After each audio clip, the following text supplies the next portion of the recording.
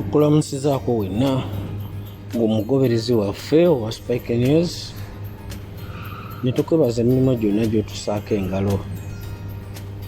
Kakati olwaleero waliwo eggulire lino lye njagala okubatuusaako, kwegamba nga bw'eri nkola y'abakulembeze okusinga ddala ba Africa, nti waafuna obukulembeze kyasooka okola kwagala kukyusa constitution asobole okuteekamu ebinaamusobozesa okwekuumira mu bukulembeze.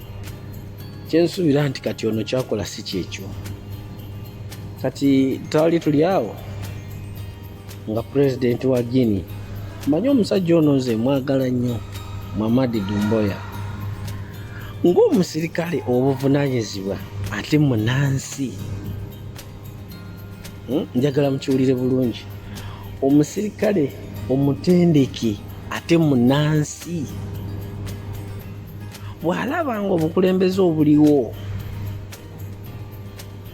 buvudde ku ssemateeka, musirikale ow'amagezi alina okukwata obuyinza obwo okubuddiza bannansi.